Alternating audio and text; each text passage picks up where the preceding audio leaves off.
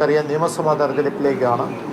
ആ തെരഞ്ഞെടുപ്പിൽ സീറ്റുമായി ബന്ധപ്പെട്ട് അത് ഒരു തരത്തിൽ പറഞ്ഞ സീറ്റ് ചർച്ചയിലേക്ക് പോകുമ്പോൾ നമുക്ക് കഴിഞ്ഞ പ്രാവശ്യം 13 സീറ്റാണ് ഉണ്ടായിരുന്നത്.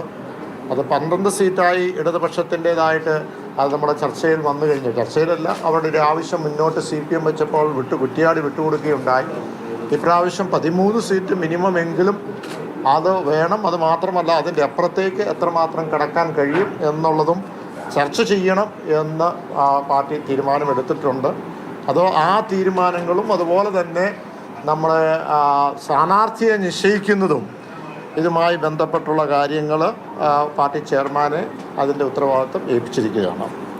ഇപ്പോൾ ഈ മേഖലാ യാത്രയുമായി ബന്ധപ്പെട്ട് നമുക്കറിയാം, ഓരോ മേഖലയിൽ CPM, CPI, കേരള കോൺഗ്രസിൻ്റെ നേതാക്കന്മാരുണ്ട്.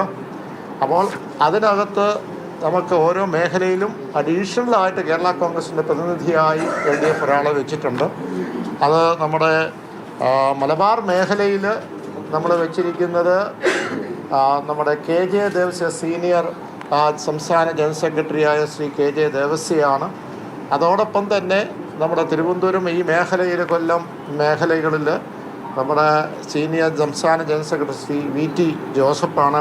പഴയ നമ്മുടെ ചേർത്തല മുനിസിപ്പൽ ചെയർമാൻ ഉൾപ്പെടെയുള്ള അദ്ദേഹമാണ് ഏറ്റെടുത്തിരിക്കുന്നത്.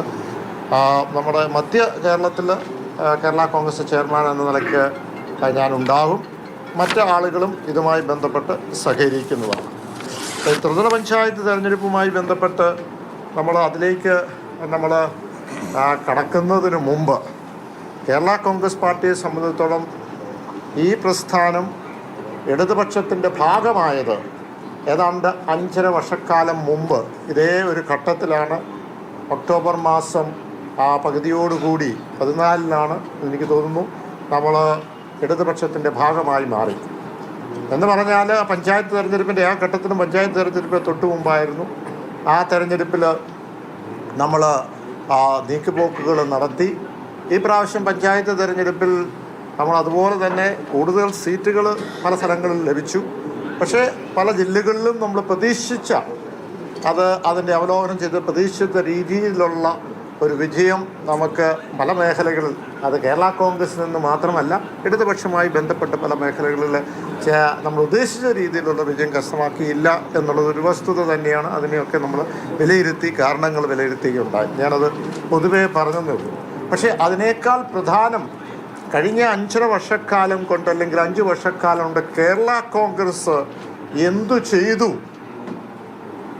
ഏത് തരത്തിലാണ് സർക്കാരിൻ്റെ കാര്യത്തിലും ജനങ്ങളുടെ കാര്യത്തിലും സോഷ്യൽ ഇഷ്യൂവിൻ്റെ കാര്യത്തിലും സാമൂഹിക വിഷയത്തിൻ്റെ കാര്യത്തിലും എന്തൊക്കെ ഇടപെട്ടു, എങ്ങനെയാണ് അതിൻ്റെ റിസൾട്ട് എന്നൊരു ഓഡിറ്റിംഗ് നടത്തണം എന്നുള്ള ഒരു കാര്യം ഇവിടെ അവതരിപ്പിക്കുകയുണ്ടായി, ഇവിടെ നേതാക്കന്മാർ പറയുകയുണ്ടായി. അപ്പോൾ ഞാനതുമായി ബന്ധപ്പെട്ട ഒരു ദീർഘമായ കഴിഞ്ഞ ഒരു 5 വർഷക്കാലം കേരള കോൺഗ്രസ് പാർട്ടി കേരള സംസ്ഥാനത്ത് എന്ത് ചെയ്തു, അത് ഭരണത്തിലുണ്ടോ ഭരണത്തിലില്ലയോ എന്നുള്ളതല്ല, പക്ഷേ അതെടുത്ത് വെച്ച് നോക്കുമ്പോൾ നമുക്ക് കാണുവാൻ കഴിയുന്ന ഒരു തരത്തിൽ പറഞ്ഞ പ്രതിപക്ഷം, നമുക്കറിയാം ഒരു ഭരണപക്ഷത്തിരിക്കുന്ന ഒരു രാഷ്ട്രീയ പ്രസ്ഥാനം എന്ന നിലയ്ക്ക് ഒരു ഇടപെടലുകൾ നടത്തുമ്പോൾ, ഒരു സോഷ്യൽ ഇഷ്യൂസ് നടക്കുമ്പോൾ, വിഷയങ്ങൾ ഏറ്റെടുക്കുമ്പോൾ അവിടെ ഒരു തരത്തിലും പരിമിതികളുണ്ട്.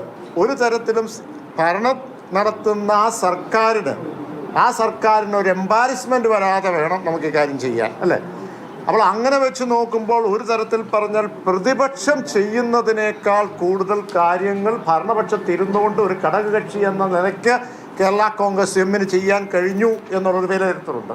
അപ്പോൾ അതിലേക്ക് പോകുമ്പോൾ 100 കൂട്ടം കാര്യങ്ങളുണ്ട്. ഞാൻ പറയുന്നത് ഇതൊരു സമരമോ അല്ലെങ്കിൽ ഒരു ആരോപണത്തിനെതിരായിട്ടുള്ള ഒരു പ്രതിഷേധമോ ഒന്നുമല്ല. പക്ഷേ കൃത്യമായി ഓരോ ജനകീയ വിഷയങ്ങൾ ഏറ്റെടുത്ത് അതിനൊരു പരിധിവരെ പരിഹാരം കാണുവാൻ കഴിഞ്ഞു എന്നുള്ളതാണ്. അപ്പോൾ ഒന്നെടുക്കുകയാണെങ്കിൽ ബഫർ സോണുമായി ബന്ധപ്പെട്ട് ആ ബഫർ സോൺ വരെ എത്രയോ വലിയ ചർച്ചകളാണ്. ചാനലുകളെല്ലാം നിങ്ങളെല്ലാവരും ആ ചർച്ചകളിലൊക്കെ പങ്കെടുത്തതാണ്. പക്ഷേ അതിനകത്ത് ഏറ്റവും കൂടുതൽ ഇടപെട്ടത് കേരള കോൺഗ്രസ് എമ്മാണ്.